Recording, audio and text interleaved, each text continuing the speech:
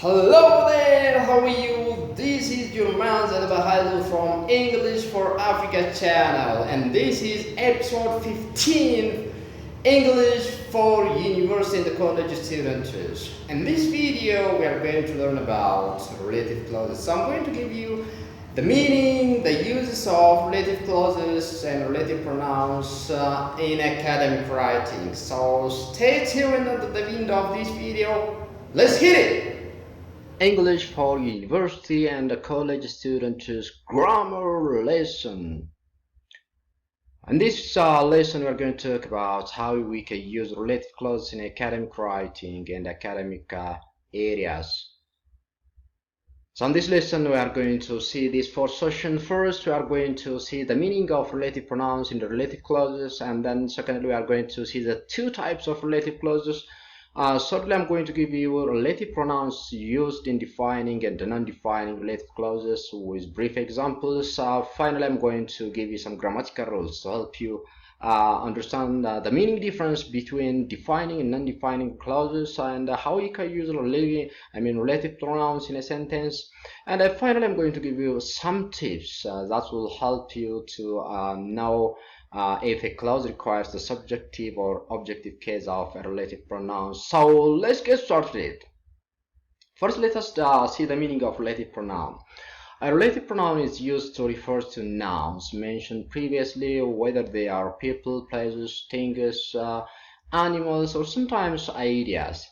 Words like who, that, whose, which, and whom are often referred to as relative pronouns when they are used to introduce relative clauses. And there are three cases. They can they can function as a possessive pronoun, an objective, or they have subjective cases to use. Now let's come to relative clause. What is a relative clause? A relative clause is a subordinate clause or dependent clause that shows the essential focus or priority of information given to different piece of information in a sentence by a writer. So you can use relative clauses to modify a noun or pronoun, and they can be used either to identify or give more information about it, that is the noun or pronoun. Relative clauses are, as I've said, introduced by relative pronouns, which are who, which, where, that, who, and whose. Let me give you examples. The students who came in late is Sonite. Poltergeist, who is 46, has just retired. Can you compare these two sentences? Where do you think is the most important information or focus is placed in the above two sentences? Well, it's easy. In the first sentence, both clauses are important to identify the meaning of the sentence because both clauses are dependent, and dependent clause gives important information. However, in the second sentence, the main clause has got the most important information. You can just get rid of the dependent clause, still the sentence makes a sense, or it makes meaning. Okay, good guys, now let's see the two types or kinds of relative clauses. First, let us see the types. So the first type is defining relative clause. Sometimes they are referred with different terms: descriptive, essential, restrictive relative clause. So don't get confused. The second type is non-defining relative clause. Sometimes they are referred to as non-descriptive, non-essential, non-restrictive relative clauses. So let's see them one by one. First, defining relative clauses. Defining relative clauses give essential information in order to identify who or what we are talking about in a given sentence. This means you use defining or restrictive relative clauses to identify or restrict the reference of a noun or a pronoun. So you do not separate it from the rest of the sentence by commas in a text or pauses in a speech, and that is because priority is given to the information in the relative clause as well as information in the main clause. Let me give you good examples. A worker who's lazy will lose his job. The man who lives next door is a doctor. Students who can develop independent learning skill often achieve a good academic results. A university is a place where people pursue advanced knowledge in specific academic disciplines. So as you can see from the above examples, the relative clauses help us here to make clear which person or thing we are talking about. So this is a good example for you. Now let's come to non-defining relative clauses. They give us extra information which is not essential or important for identifying what we are talking about. This means you use non-defining or non-restrictive relative clauses to supply additional information about the noun whose identity or reference is already established in a sentence. You can also use it to comment on whole situation described in the main clause. And for this purpose, you separate non-defining relative clause from the rest of the sentence by commas in a text or pauses in speech. As I've said, that is because priority or main focus is given to the information in the main clause, not the relative clause. Let's see some examples. First, Aklilu, whom everyone liked, died in a car crash. As you can see from this sentence, Aklilu died in a car crash is an independent clause, and everyone liked him is dependent clause. So even if you take the dependent clause, the sentence would still make sense. Look at it. Aklilu died in a car crash. Makes a sense. So that's why you put it in 2 commas here. Let me give you some other examples. Albert Einstein, who put forward the theory of relativity, is considered by many as the most intelligent person in human history. I met Ripka in town yesterday, which was a nice surprise. So don't forget that we use this type of relative clauses to give more information about a person, thing, or situation. As you can see from the above examples, the 2 first sentences are used to talk about a person, and the last sentence, I met Rupka in town yesterday, which was a nice surprise. Here we use the relative clause to give additional information about the situation in the sentence. Well, now let us see how you can use relative pronouns.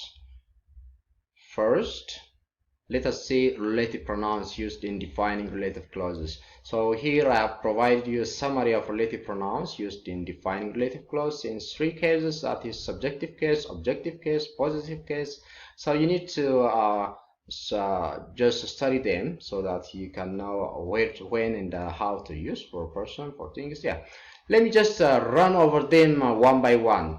Use who or that when the subject of the relative clause is a person. For example, the man who or that came late is the boss. What is the name of the person who or that first landed on the moon? So in this sentence, as you can see, the subject is a person. Use that or which when the subject is a thing. For example, I sit at the desk which or that faces the window. Use who, that, whom, or no relative pronoun when the object is a person. For example, she is the girl who or that I met last night. She is the girl whom I met last night.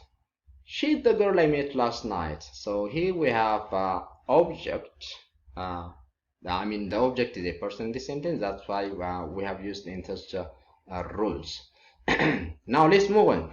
Use that, which or no relative pronoun when the object is a thing. For example, I have finished the book that or which you lent me. I finished the book you lent me.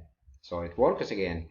So don't forget or be aware that that, who, and which can be left out when the thing or a person is object of the verb. Use whose to show that something belongs to somebody. He helped a woman whose car had broken down. They are the people whose house was burgled. So they show possession here. Use where to indicate the place in which something is located or happens. For example, they are at a stage where they can now talk about their problems. Well done. Now let's come to relative pronouns used in non-defining relative clauses. So again, this is the summary of relative pronouns that you can use in non-defining relative clauses. You better study them again, how you can use them and the rules. Just let me give you some good brief examples about these rules one by one. First, use who when the subject is a person. For example, my sister, who is a vegetarian, ordered a salad. You can use which when the subject is a thing. The tickets which can be bought at the station are valid for a month. Let's move on. Use who or whom when the subject is a person. For example, Peter, who nobody had met before, arrived late. Peter, whom nobody had met before, arrived late. You can use which again when the object is a thing. For example, the tickets which are paid for are still valid. Use whose when something belongs to somebody. Example, Lucy, whose car had broken down, didn't go. You can use where to indicate the place in which something is located or happens. For example, they went to the beach where they spent the afternoon. Nice. Now let's come to the final section, that is grammatical rules for using relative pronouns. So let me give you some examples. First, let's compare defining and non-defined relative clauses.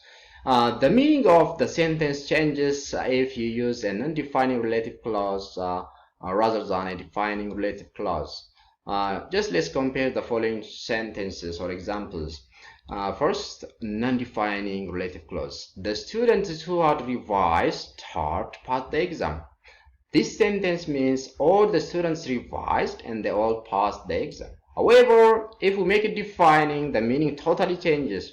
The students who had revised hard passed the exam.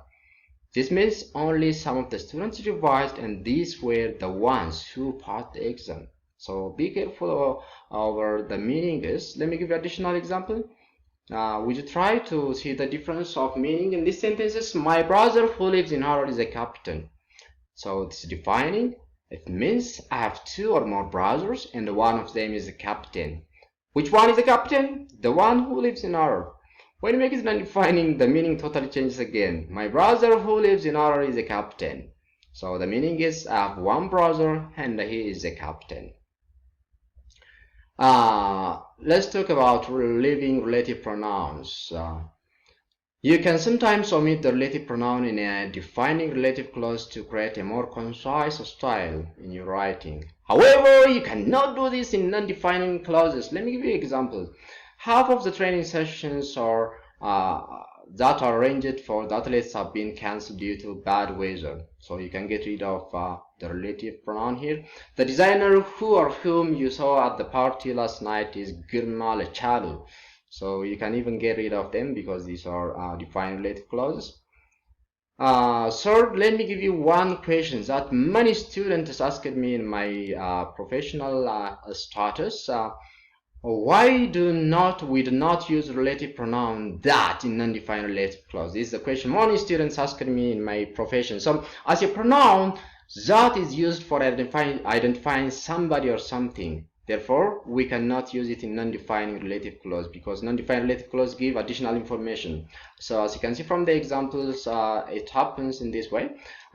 This means in non-defined relative clause, we can never use that. That means Paul Tergat, who is 46, has just retired. So you don't say Paul Tergat, that is 46, has just retired. Well, let me give you final tips as a bonus. How do we know if a clause requires the subjective or objective case of a relative pronoun? Well, it's easy. The subjective case of a relative pronoun is usually followed by a verb, but the objective case of a relative pronoun is followed by a noun or pronoun. Let me give you good examples.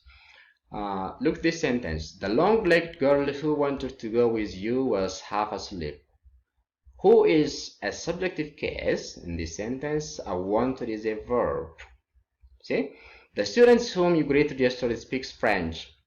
This means whom is an object and the you is a pronoun. So don't forget that who can be used in a place of whom as an objective case, especially in defining relative clauses, but whom is not used in a place of who as a subjective case. Let me give you just the above examples again. The students who you greeted yesterday speaks French. Is correct based on the rule I've discussed for you. The long-legged girl whom wanted to go with you was half asleep. It's wrong because based on the above rule.